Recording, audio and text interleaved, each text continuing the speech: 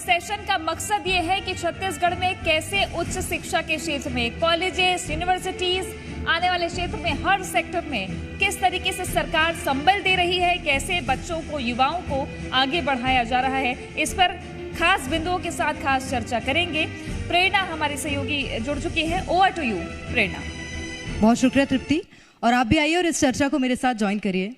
Sir, बहुत स्वागत करती हूँ आपका जी मध्य प्रदेश छत्तीसगढ़ में, और शुरुआत मुझे लगता है शुभकामनाओं के साथ करनी चाहिए, क्योंकि स्कॉच अवार्ड मिलना अपने आप में एक बड़ी बात हो जाती है। छत्तीसगढ़ प्रदेश में उच्च शिक्षा के क्षेत्र में क्या संभावनाएं देखते हैं आप? उच्च शिक्षा छत्तीसगढ़ में बहुत संभावना है और बहुत काम करना बाकी है अभी यहाँ। क्वालिटी में, साथ ही साथ जो रीच है उच्च शिक्षा की, हमारे दूरस्थ एरिया है, बस्तर है, सरगुजा है, वहाँ सब तक उच्च शिक्षा का पहुँच, ये भी एक बहुत आवश्यकता है। तो इन सब चीज़ों पे काम हमारा चल रहा है। संभावनाएं बहुत है और काम अभी बहुत बाकी है। आप यंग हैं, महज 35 साल की उम्र में आपने मंत्री पद संभाला। आप अपना सफ़र थोड़ा सा बताइएगा, क्योंकि यूथ कनेक्ट कर पाते हैं कि जब हम स्कूल में होते हैं और स्कूल से फिर कॉलेज में आते हैं, सपने होते हैं यूथ के। जब आप मंत्री बने और उच्च शिक्षा का दायित्व आपको मिला, तो आपने कैसे कनेक्ट किया कि आप जो चाहते थे वो आज के बच्चों को मिले? देखिए, मैं भी छत्तीसगढ़ से ही पास आउट हूँ, मैंने अपने कॉलेज यहीं से किया है। तो मुझे ऐसा लगता है कि शायद उनकी जो परेशानी है उनको मैं ठीक से समझ सकता हूँ। और क्योंकि मुझे बहुत ज़्यादा साल हुए नहीं यहाँ से निकले हुए, मैं दुर्ग पंडित रविशंकर यूनिवर्सिटी दुर्ग में बीआईटी कॉलेज था, वहीं से पास आउट हूँ। तो इसलिए कनेक्शन थोड़ा ज़्यादा बेहतर हो सकता है, ऐसा मुझे लगा। बिल्कुल। और सर, सबसे खास बात यह है कि आपके पास एक और विभाग है, वो है खेल का। और जब बात शिक्षा की होती है तो उसमें खेल का योगदान भुलाया नहीं जा सकता, और उस योगदान को छत्तीसगढ़ की सरकार कैसे तालमेल बना के उसका आगे चल रही है, और खेल को शिक्षा में कैसे शामिल किया जाए, उसे आगे बढ़ाया जाए। देखिए, मैं कुछ चीज़ बताना चाहूँगा। जब ये माननीय मुख्यमंत्री जी ने मुझे इस विभाग का प्रभार दिया, तब हम लोगों ने एक ब्रेन स्टॉर्मिंग सेशन रखा यहाँ, जिसके जरिए ये पता करने की कोशिश की कि क्रॉनिकल प्रॉब्लम क्या क्या है, उच्च शिक्षा को आगे बढ़ाने में क्या क्या प्रॉब्लम आ रही है। तो उसमें हमको बेसिकली 4-5 चीज़ों को हमने आइडेंटिफाई किया। पहली चीज़ ये थी कि जो कॉलेजेस हैं वो कॉन्सेंट्रेटेड है हमारे शहरों में, जो हमारे गांव हैं वहाँ तक शायद पहुँच नहीं पा रहे हैं, पहली प्रॉब्लम। दूसरी प्रॉब्लम जो फैकल्टी की प्रॉब्लम थी, जितनी नियुक्तियां होनी चाहिए थी उतनी नियुक्ति नहीं हो पा रही है, चाहे किसी भी कारण से। तीसरी प्रॉब्लम, इन दोनों के कारण क्वालिटी का जो फ़र्क पड़ रहा था। ये 3-4 चीज़ें हमने आइडेंटिफाई किया, और पिछले 4 साल में सबसे पहले हम लोगों ने मिशन मोड में नैक एग्रीगेशन का काम यहाँ किया। जब मैं ज्वाइन किया था तब सिर्फ 36 कॉलेज नैक से एग्रीगेटेड थे, आज 198 है, और 211 कॉलेज जो नैक के अंतर्गत आते हैं, और हम लोग सिर्फ 11, 12, 13 कॉलेज अभी पेंडिंग है जिनको नैक से एग्रीगेटेड करना है, और वो भी इस साल के अंत तक हमारा प्रयास है कि उसको पूरा कर लिया जाए। तो नैक अपने आप में एक क्वालिटी के लिए जाना जाता है। मतलब ये कि मूल सारी है कि बेसिक इंफ्रास्ट्रक्चर होना चाहिए, रीच होनी चाहिए, पहुंच होनी चाहिए कॉलेजेस की, और इसके अलावा फैकल्टी भी आपके लिए माने सीधी भर्ती, क्योंकि हमने देखा कि कांग्रेस की सरकार आई तो एक ही बात कि सीधी भर्ती हम गारंटी देंगे। तो जब सीधी भर्ती की बात होती है तो एक पक्का ये भी हो जाता है कि हमको तो अब कॉलेजेस में भी पक्का रोजगार मिल रहा है।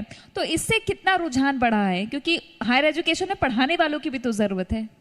जी हाँ, देखिए, जो 2014 में सहायक प्राध्यापक की भर्ती हुई थी, और उस समय जहाँ तक मेरे को याद है 900 पदों की भर्ती निकली थी, और भर्ती सिर्फ 500 हो पाए थे। अभी हमने 1380 पदों के लिए भर्ती निकाला, और लगभग 1300 हमने भर्ती कर लिया। तो जो हमारा क्वालिटी है, मैं ये मानता हूँ कि जो नए बच्चे आ रहे हैं उसमें क्वालिटी इंप्रूवमेंट के साथ वो लोग आ रहे हैं, और इसलिए वो लोग असिस्टेंट प्रोफेसर जैसे टफ एग्ज़ाम को भी बहुत आसानी से निकाल रहे हैं। तो इसका श्रेय तो मैं उन बच्चों को दूंगा जो आजकल नए होके आ रहे हैं, उसमें हमारा बहुत ज़्यादा योगदान नहीं है। लेकिन यस, मुझे ऐसा लगता है कि आने वाले समय में जो भी भर्तियां निकलेंगी, छत्तीसगढ़ का स्टूडेंट इतना काबिलियत रखता है कि वो उन भर्तियों को पूरी कर सके। बिल्कुल सर, उच्च शिक्षा विभाग एक बड़ी जिम्मेदारी का विभाग है, क्योंकि युवाओं को शिक्षा तो देनी ही है, युवाओं को ट्रेंड भी करना है ताकि आगे वो अपने बेहतर भविष्य की कल्पना कर सकें। ट्रेनिंग के लिए क्या प्रोग्राम्स छत्तीसगढ़ सरकार के हैं? देखिए, दो अलग अलग चीज़ें हैं। एक जो प्रोफेशनल कैरिकुलम है, जैसे इंजीनियरिंग हो गया, मेडिकल हो गया, पॉलिटेक्निक हो गया, ITI हो गया, इनमें जॉब की उतनी समस्या नहीं है। समस्या यहाँ पैदा होती है जो हमारे एकेडमिक बच्चे हैं, जो BSc कर रहे हैं, BA कर रहे हैं, BCom कर रहे हैं, इनको ज़्यादा परेशानी हो रही है। जब बेरोजगारी भत्ता युवाओं को आज सरकार दे रही है, जिसकी इस स्कीम की पूरे हिंदुस्तान में चर्चा है, पर तब ये सवाल भी कई बार उठ जाता है। आजकल बच्चों तो कहते हैं कि जो 2500 मिल रहे हैं वो कोचिंग में भी काम आ जाते हैं, लेकिन कई बार ऐसा सवाल उठता है कि बेरोजगारी भत्ते की बजाय रोजगार क्यों नहीं? देखिए, जो मैं एक पॉलिटिकल जवाब आपको नहीं दे रहा हूं, मैं फैक्ट चीज को बता रहा हूं आपको। रोजगार लिमिटेड है। हमारा जो पॉपुलेशन है, जितने लोग पढ़ के आ रहे हैं, सबके लिए जॉब आज के दिन में नहीं है, ये फैक्ट है। ये सिर्फ छत्तीसगढ़ की बात नहीं है, ये हिंदुस्तान की बात है। छत्तीसगढ़ पूरे देश में बहुत अच्छी पोजीशन पे है, जॉब देने के मामले में बहुत अच्छी पोजीशन पे है। फिर भी मैं कहूँगा कि सबके लिए जॉब उपलब्ध नहीं है। इसलिए नए नए क्षेत्रों को ओपन करना बहुत आवश्यकता है, चाहे स्पोर्ट्स हो, चाहे और भी कई क्षेत्र हैं जहाँ पे जॉब उपलब्ध हो। हमने नया जैसे इनिशिएटिव लिया है, जो हमारे इंडस्ट्री है, हमसे उनसे बातचीत कर रहे हैं ताकि हमारा जो जॉब का रेशियो है वो बढ़े। इसके लिए हम काम कर रहे हैं। ये इनिशिएटिव, क्योंकि हमने कई बार देखा है कि ये बड़ा दुआ भेदी कहा जाए इसे, कि सरकारी कॉलेजेस ऐसे होते हैं, प्राइवेट कॉलेजेस ऐसे होते हैं, वो अंतर अब लगभग पड़ गया है, ऐसा मुझे लगता है जो आप बता रहे हैं, और हम कई जगह देखा भी जाता है। फिर भी अगर उच्च शिक्षा की बात होती है तो प्राइवेट सेक्टर्स भी, जो लोग हैं जो इनिशिएट करते हैं, उनका भी अपना एक योगदान है। सरकार कितना प्रोत्साहन दे रही है, आप कितना मूल्यांकन करते हैं उन यूनिवर्सिटीज़ का? और एक सवाल इस मंच से निकल कर आया था कि एग्रीकल्चर पर ज़्यादा फोकस, उस नीति पर, उसकी पढ़ाई पर भी सरकार का रहा है। तो अभी 12th की टॉपर भी एग्रीकल्चर से ही रही है, तो कॉलेज में जाएगी तो IGKV ही चूज करेगी, जैसा उसने कहा था। बट ऐसे वनांचल के कुछ बच्चे हैं जो खेती किसानी करते हैं और उसी इलाके में कुछ प्राइवेट यूनिवर्सिटीज भी करना चाहती हैं, तो आप लोग सोचते हैं क्या कि उनको भी अलाउ किया जाए कृषि की शिक्षा के लिए? सभी क्षेत्रों में, सिर्फ कृषि नहीं, फार्मेसी भी है जिसका बहुत डिमांड है। फार्मेसी का बहुत डिमांड है हमारे छत्तीसगढ़ में। कृषि का है ही। गवर्नमेंट के फोकस भी कृषि क्षेत्र में चूंकि बहुत ज़्यादा है, तो कृषि के क्षेत्र में भी लोग उत्साहित हैं। आज जितनी आवश्यकता है उससे कहीं ज़्यादा कॉलेज है, तो ये अच्छी चीज़ भी है और ख़राब चीज़ भी है, क्योंकि बहुत सारे कॉलेज की सीटें खाली रह जाती हैं, जिससे क्वालिटी कमजोर होता है। क्वालिटी कमजोर होता है तो एडमिशन कम होता है, एडमिशन कम होता है तो फिर से क्वालिटी कम होता है। ये सर इसलिए हो रहा है कि इतने ज़्यादा कॉलेज हैं इसलिए सीट्स नहीं भर पा रही हैं, या बच्चों को इंजीनियरिंग से शिकायतें हैं? अब इंजीनियरिंग में कमी आई है। देखिए, मैं ये मानता हूँ कि कोई भी प्रोफेशनल एजुकेशन होता है वो एक साइनोसोडल कर्व में चलता है। एक पीक टाइम आता है और एक डीप टाइम आता है। तो पीक टाइम भी हमने देखा है, ये डीप टाइम भी हम देख रहे हैं, और मुझे लगता है कि बहुत जल्दी फिर से एक पीक टाइम आएगा। सर ये जो बदलाव है, ये उम्मीद की जा सकती है रायपुर, बिलासपुर, ये ऐसे क्षेत्र हैं जहाँ पर आसानी से हो जाते हैं, लोग यहाँ के कोऑपरेटिव भी हैं। लेकिन छत्तीसगढ़ में कई ऐसे भी क्षेत्र हैं जो कि नक्सल प्रभावित हैं, ग्रामीण क्षेत्र भी बहुत ज़्यादा है, ग्रामीण आबादी बहुत ज़्यादा है। वहाँ पर कॉलेजेस को लेकर जागरूकता फैले, वहाँ पर स्वच्छता, वहाँ पर सिस्टम को लेकर जागरूकता फैले, उसके लिए कोई योजना है क्या? देखिए, मैं आपकी इस बात से सहमत नहीं हूं कि रायपुर बिलासपुर में लोग कोऑपरेटिव हैं। बिल्कुल कोऑपरेटिव हैं, लेकिन हमारे जो दूरस्थ एरिया हैं, आप उनसे जाके मिलिए, उनके उनको शिक्षा के प्रति आपको जागरूक करने की आवश्यकता नहीं है, वो लोग बहुत जागरूक हैं और वो लोग चाहते हैं कि उनके पास वो सुविधा उपलब्ध हो जिससे वो लोग डिग्री प्राप्त कर सकें। और पिछले 4 साल में हमने बस्तर में 4 मॉडल कॉलेज खोले हैं, बस्तर क्षेत्र में सरगुजा में 2 मॉडल कॉलेज खोले हैं, 3 कन्या महाविद्यालय खोले हैं। ये चुनौतीपूर्ण नहीं रहा सर? चुनौतीपूर्ण है, लेकिन इसको करने की आवश्यकता इसलिए थी क्योंकि हम रीच को बढ़ाना चाहते थे। जितना दूर हमारा स्टूडेंट, बस्तर का स्टूडेंट रायपुर आके पढ़ेगा तो कितने पेरेंट्स हैं जो अपने बच्चे और बच्चियों को रायपुर भेज के पढ़ाना चाहेंगे, ऐसा कम हो जाता है। इसलिए हम लोग चाहते हैं कि हमारा कॉलेज, हमारा सिस्टम उनके पास पहुंचे और इस दिशा में हम लोगों ने काम किया है। मतलब वो दौर गया जब आना पड़ता था और हॉस्टल में ज्यादा, हॉस्टल में संख्या घटी है क्या? मतलब हॉस्टल्स में संख्या घट रही है क्या? आपने नजदीक ही कॉलेज खोल दिया? क्योंकि हमने देखा है कि भेंट मुलाकात के वक्त भी मुख्यमंत्री भूपेश बघेल कॉलेज की घोषणा, स्कूल की घोषणा करते हैं, वो इम्प्लीमेंट होते होते हमने देखा है कि 4.5 साल में कुछ चीजें। तो आपने जो घोषणाएं हुई है उसके इम्प्लीमेंटेशन को लेकर बजट में भी कॉलेजेस की घोषणा हुई थी, तो कोर एरिया में कॉलेजेस खुलना, इसका कितना प्रभाव पड़ रहा है युवाओं में? देखिए, मैं इस साइड का जो मैदानी इलाका है वहाँ का इम्पैक्ट बताने के बजाय मैं आपको बस्तर एरिया का बताता हूँ। जब हम लोग वहाँ दूरस्थ एरिया में हम लोगों ने कॉलेज खोला तो मुझे एक बार जाने का वहाँ मौका मिला, मैंने बच्चों से इंटरेक्शन किया। तो उसमें से मैं पूछा कि अगर ये कॉलेज तुम्हारा यहाँ नहीं खुलता उस जगह पे, तो क्या तुम पढ़ती बेटा रायपुर जाके, बिलासपुर जाके, कहीं पे भी? तो वो उसने बताया कि अगर ये कॉलेज नहीं खुला रहता तो मैं यहाँ से दूर नहीं जाती सर, मैं यहीं कॉलेज खुला है इसलिए एडमिशन ली हूँ। तो ये फ़र्क हमारा आया है। लड़कियों का जो एडमिशन है वो उसमें 68% की वृद्धि हुई है।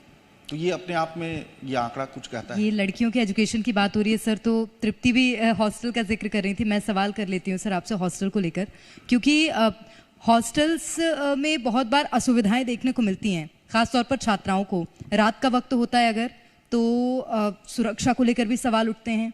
उस ओर क्या सरकार का कोई प्रयास होगा?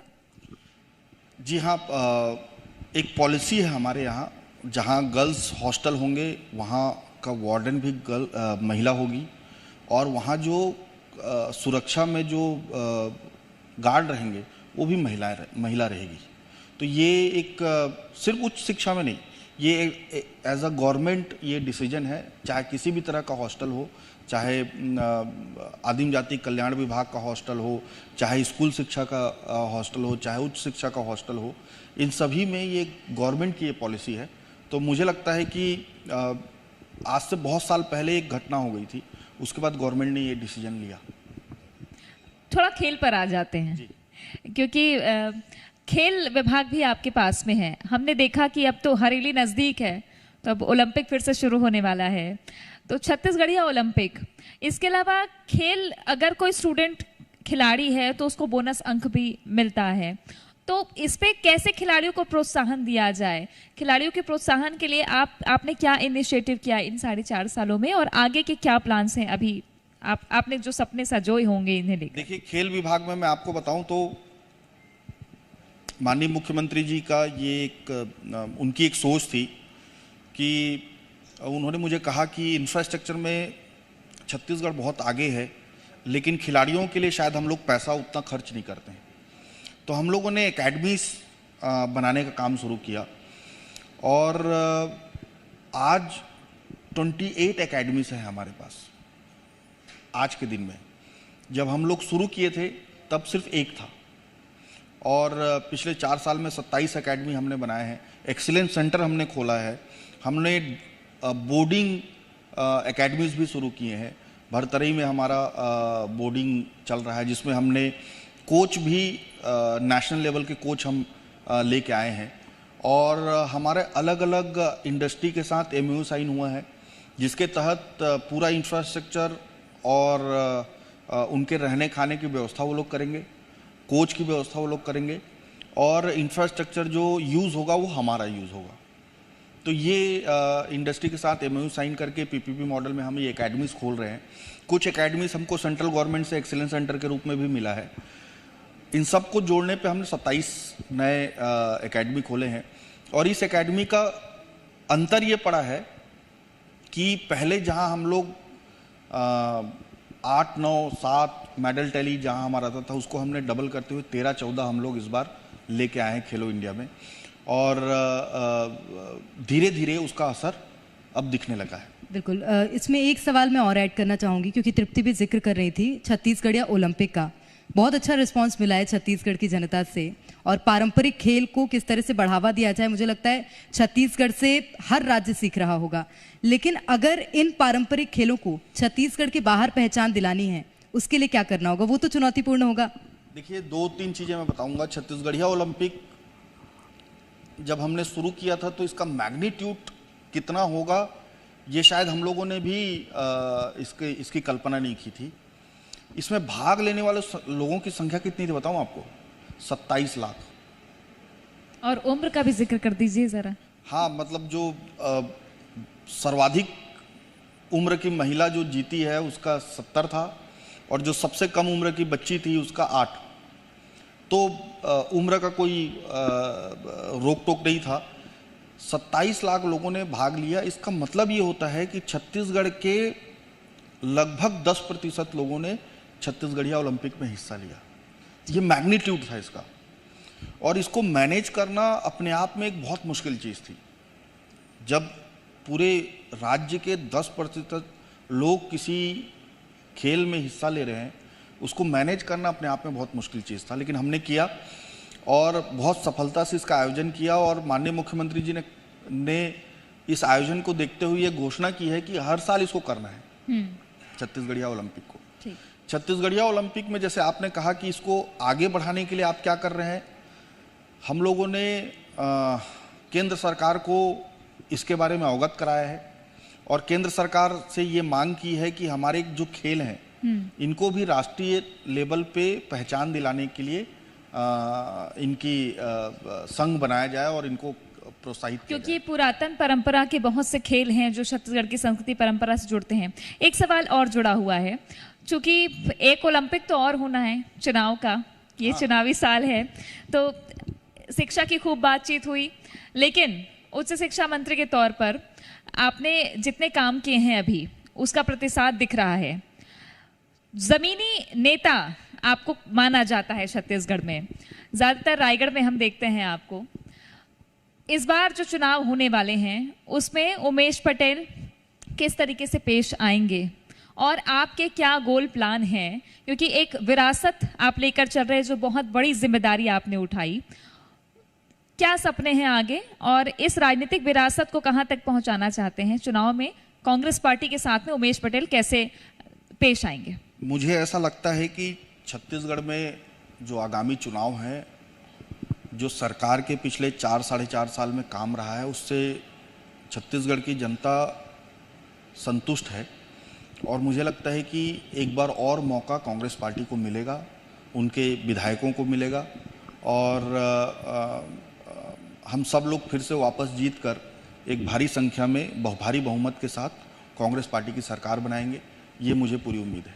निश्चित रूप से सर, क्योंकि चुनावी साल है तो उस क्वेश्चन में मैं और ऐड कर देती हूँ कि उच्च शिक्षा विभाग की भी भूमिका होगी क्या? मतलब मैनिफेस्टो में कुछ ऐसा शिक्षा के क्षेत्र में भी सरकार की ओर से प्रयास होगा क्या?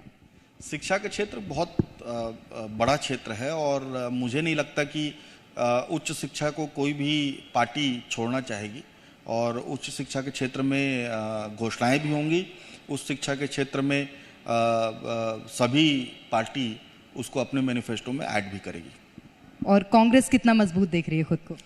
मुझे लगता है कि कांग्रेस पार्टी वापस सरकार बना रही है, और हम सब लोग भारी बहुमत के साथ फिर से सरकार बना रहे हैं।